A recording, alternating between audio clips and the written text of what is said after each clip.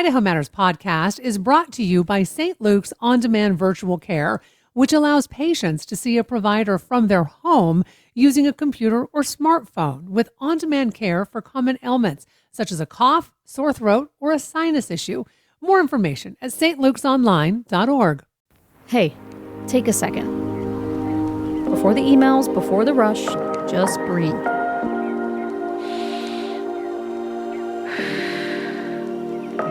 Now, let's get you caught up. The Connector from Boise State Public Radio brings you Idaho's news in just a few calm, clear minutes. Start your day grounded. Just press play. Listen to The Connector Idaho Daily News wherever you get your podcasts.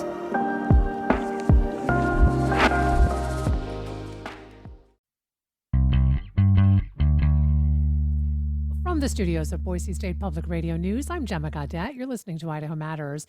If you've ever stopped and wondered what really makes children strong and confident readers, you are not alone. Our next guest, Colleen Driggs, has spent years studying that.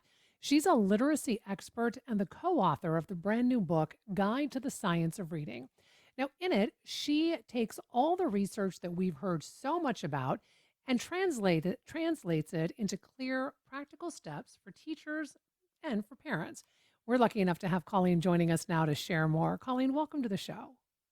Thanks so much. I'm delighted to be here. So, Colleen, for folks who may not be familiar with the term, what exactly is the science of reading? Great. I think that's a fantastic question because I think we hear it all the time, but I think that there are some misconceptions.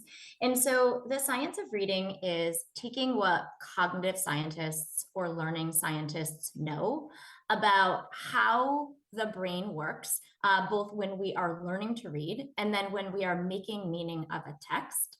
And then the goal for us is to start to apply what scientists know about that into actual classroom practice. So the decisions that we make when we are leading lessons with students, the materials that we prepare to lead our lessons with students. So what inspires you to write this guide right now? And who did you have in mind as your audience when you decided to put this book together? Great. So about 10 years ago, my co-authors, Doug Lamov, Erica Woolway, and I, we wrote our first book on literacy, and it was Reading Reconsidered. And we felt like it was very useful and impactful in many parts of the country. And we decided about a year or two ago that it was time to revise, because since we published that book, two things happened. One, we had really immersed ourselves more in the science of reading, and so spent just a lot of time really reading up on the research, which has been abundant, especially in the last 20 years or so. And then the second piece is we also started writing our own curriculum. We actually started that process about 7 years ago after Reading Reconsidered was published. People said, we love this. Do you have curricular examples to support it? And we didn't. So both immersing ourselves in the science and then actually spending time creating materials where we were translating that science into applicable materials that teachers could use made us think that we should start to revise some of what we had written in Reading Reconsidered. So we actually started the Teach Like a Champion Guide to the Science of Reading as a revision, but what we realized as we started to revise that we had actually learned so much that it was actually worthy of being its own new title, that we weren't really just revising, we were actually starting anew. And this new book promises to make decades of research practical. Can you give us, an example of one key insight and how it can be applied in a classroom or maybe even at home? Oh, great. I love that question. So chapter 3, we focus on fluency. And what we have learned from the research is that many more children are disfluent. That means that they're not able to accurately decode. They're not able to do so with automaticity, or possibly they're lacking prosody. So that is, they're not reading with a level of expressiveness that shows that they're actually making meaning of the text in the way that the author intended. And our book focuses on instruction in grades 3 and beyond, so really grades 3 through 12. And fluency is both an indicator and a driver of comprehension. And Mm. again, what research shows us is that many, many more children in grades 3 and beyond are more disfluent than we actually realize. And so we bring this to light in chapter 3. And so we talk about the critical role that fluency plays. And then we talk about 3 ways of reading to help support students in building and reinforcing fluency in their upper grade level years. And so one of my favorite ways of reading that we describe is called phase reading. So it's a system for shared oral reading. And it's an acronym, and it stands for reading that is fluent, attentive, social, and expressive. And so what we Mm. provide are ways that teachers can make a shared oral reading an inclusive experience for all kids, where a teacher leads part of the read aloud, and then they invite different readers in the class to also read the text aloud. And we recommend that teachers are reading books because we believe in the power and beauty of sharing a book together as a class.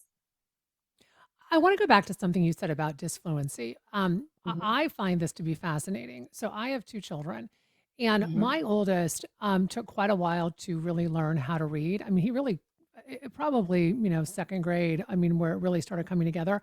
I was an incredibly late reader. I mean, really not becoming fluent probably until close to 4th grade. And my mother was a reading specialist. So you can imagine how that tore her hair out.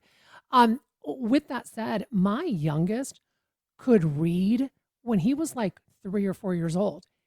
He could not understand anything he was reading. And I will tell you this, I think it took him longer to become fluent in reading in the sense of actually comprehending what he was reading, um, farther beyond than my oldest, who actually struggled to learn how to read.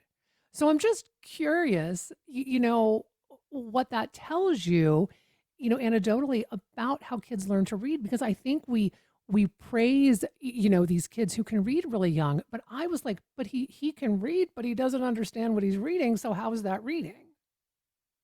I love that question. And I've actually had the same experience in my own home with my 3 children. This brings us back actually to your question about the science of reading. And so I mentioned that there are 2 key components. There's what we know about how children learn to read. So those are their word recognition skills. So that's when they're building things like phonemic awareness. They're building their phonics ability, their ability to sound out words, and then blend those sounds together to create word formation. The second piece where the book really focuses, so foundational literacy, word recognition is critical. But then there's this other huge component of reading, which is laid out really beautifully by Dr. Hollis Scarborough in Scarborough's Rope. And what she shows is that there's this whole strand, which she breaks out of what she calls the reading rope, that is broken out into several other strands. And those are language comprehension capacities. And so there is a lot of knowledge that kids need to have and be able to apply strategically in order to comprehend a text. And this is separate from their ability to simply identify or to read the words in a text Mm. accurately. And so that includes things like vocabulary knowledge, that includes background knowledge or contextual knowledge about the topic or the time period that they're reading about. That includes knowledge of language and the way that syntax works. And so what it sounds like is that your second child picked up on those word recognition skills really, really quickly, but took longer to build those language comprehension capacities in those buckets of knowledge and be able to apply them strategically and really truly comprehending a text. Whereas with your oldest, it sounds like it was the reverse.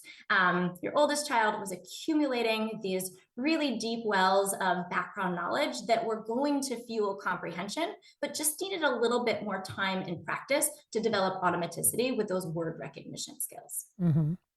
So what do you think is the biggest misconception about how children learn to read that you want parents to understand and even teachers to understand? Yeah, great.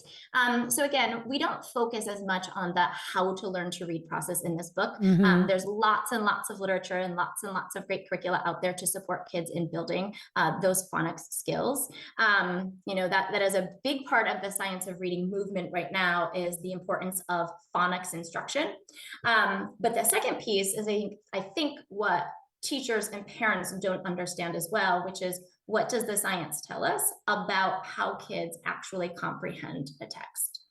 And one of the biggest misconceptions that teachers have is that comprehending is a process that requires students learning a set of transferable skills. So, for example, how to identify a main idea, how to make an inference.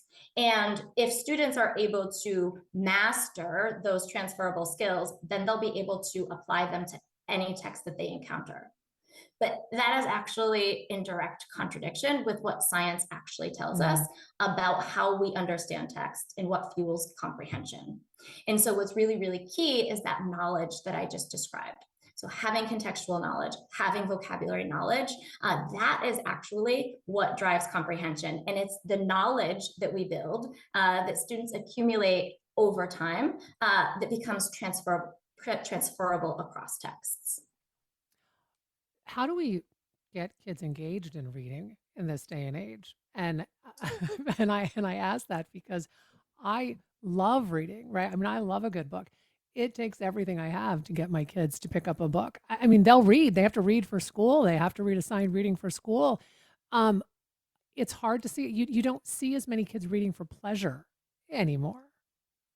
Right. That's one of the things that we point out is just the research on how the increase of usage of cell phones and other devices has really impacted the amount of time.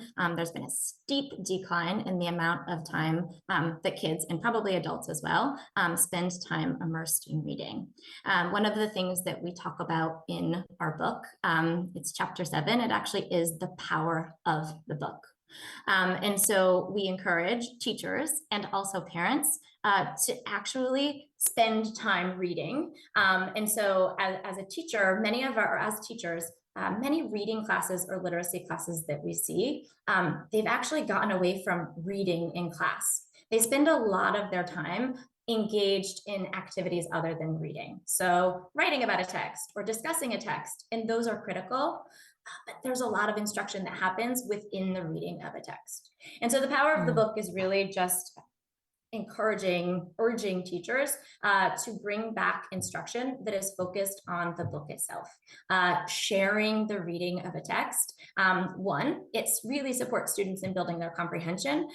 We also think that it can re-inspire a joy and a love of reading. Being able to share a great book with your classmates and your teacher, being able to go on a journey with the main character and experience their triumphs and tribulations together, that's a really socially powerful experience. And so we hope that the act of doing more reading together in our reading classes can inspire kids to read outside of school.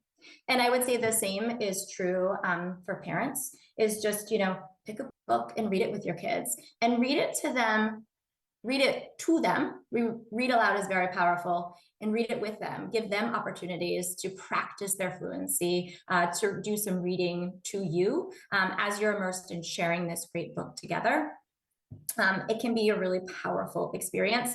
I think a lot of times, even in my own home, for my two oldest children, once they were relatively fluent, probably around like third or fourth grade, we'd always read together for years and years and years. And then I was like, okay, you're off. You have your reading homework. You can read for pleasure. You can, do your homework reading on your own. And what I didn't realize is it was a really missed opportunity to continue the read aloud together, where I could be reading to them texts that were possibly more complex than they could access on their own.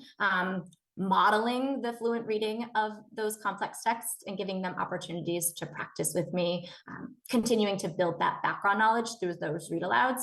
And so I would say parents of middle school students and even high school students continue to read with your kids. Well, I want to thank you so much for taking time to talk with us today. It's such an important topic. We've been talking with Colleen Driggs. She is one of the co-authors of the book, The Teach Like a Champion Guide to the Science of Reading. I'm Gemma Gaudette, and this is Idaho Matters. Looking for another podcast to listen to? Check out The Nature of Idaho from our partner station KISU in Eastern Idaho. Join hosts Peter Pruitt and Dr. Leif Tapanilla as they share fascinating stories from the Gem State's great outdoors, celebrating Idaho's wildlife, landscape, and natural wonders. That's The Nature of Idaho from KISU. Listen wherever you get your podcasts.